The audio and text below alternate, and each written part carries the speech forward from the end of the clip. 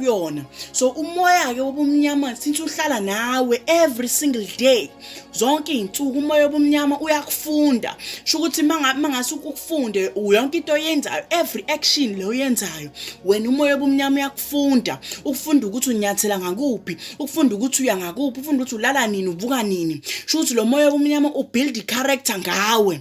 Mase wena shuthi wena every single time mangabe uzothola something, umoya wobumnyama is then notified through i-process enye ngeke ngize ngichaze njengamanje, engoyichaza ngelinye ilanga, but leya process leyana ithi khona ama-meetings aheld ngawe wena mangabe usu-investile emoyeni wobumnyama. Lama meetings aheld ngawe ukuthi every single time mangabe uzo-receive something, your gifts namandla owanika wona will be used. This is why kumele wena wenza izinto. Thina mangabe sifuna izinto siyakhuleka, wena mane yohamba wena uyowenza izinto, kumele uhambe uyothenga amakhandlela thizeni, kumele wena uhambe uyogwaza iy'mbuzi thizeni noma izimvu thizeni ukuze uthole izinto. Kanti lezi zinto akuzona ukuthi uyayithola, wena usuke ususupply amandla akho ngokuthi wena uyingcolise. Mangabe wena uyingcolisa, wena usupply lamandla komoyeni wobumnyama.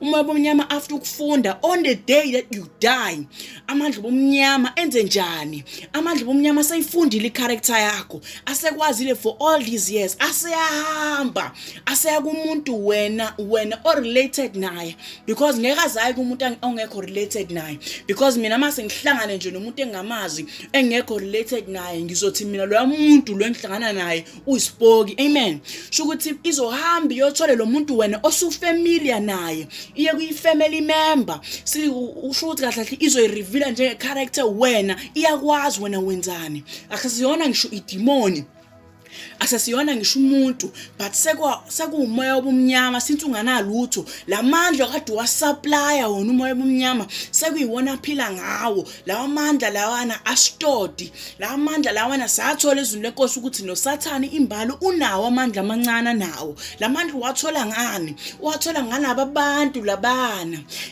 labana aba-influencayo. Nkathi aba-influencer laba bantu ukuthi bahambe beyo surrender their power to the darkness. The time lamandla bewanikele ebumnyameni, iwona la mandla lawayana amfuelayo yena. Yakuthiwa amandla amancane. It is because la mandla lawana athathiwe kulamandla lawo wasupply njalo wena wenza lezi inkonzo zokuyingcolisa. Kuthiwa njalo mawufuna something kumele ubambe izinto ezithize noma wena leza inkonzo lezana zinkonzo engcolisayo. Mangabe ufaka la magazi layana noma uvuthisa le yamlilo leyana, wena uyiclaima le yanto leyana ngaphezulu komoya, noma you are allowing lezi zinto lezi zobumnyama. USathane mangabe sewaclaima lawa mandla leyo, useyavela ukuthiwa yena unawo amandla akhona, anawo amancane, uwathola lapha ebumnyameni.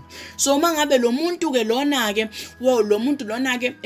oyi-family member ezohlangabezana nalo moya wobumnyama, lo moya wobumnyama ufika kuyena, ufike as lo muntu lo sefile. Mase lo moya lobumnyama masiyabheda la khona sezothi lo moya wobumnyama iwona idlozi, kanti idlozi lapha ethuneni, and lela dlozi elapha ethuneni anawo amandla. La madlozi alapha emathuneni, they don't have power.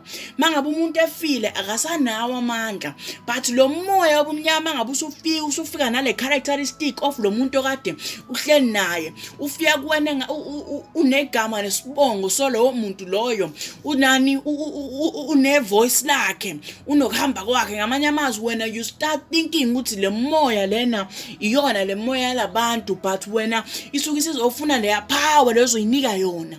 Mangabe leya moya isiclaimile, wena yenze njani ke leya moya?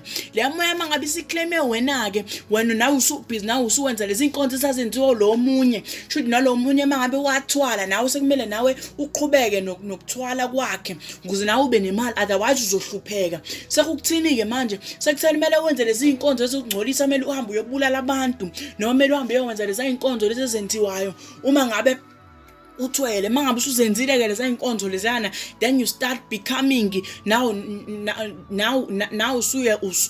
usuba ilo munye. Then mase yona yenze njani ke le moya? Na isiyaqala sifunde yakhe characteristic, isiyaqala na isiyakufunda khona nawe uzo reclaim amandla, khona izophinda idlule ku generation elandelayo iphinde yenze into efanayo. So mina I can never in my life ngikhonza umuntu ofileyo, and I can never in my life ukuthi ngijahe leya nkolo, but namhlanje ngizokutshela ukuthi leya nto leyana imayelana nani. It is not ukuthi amadimoni enye into, but leya nto leyana oyitshela ukuthi ikhonza akuyona ngisho nalento ecathi yona, but sekuleya moya leyana, le moya leyo umnyama. Mangabe mina ngethi izinto zobumnyama, ucathi imoya yobumnyama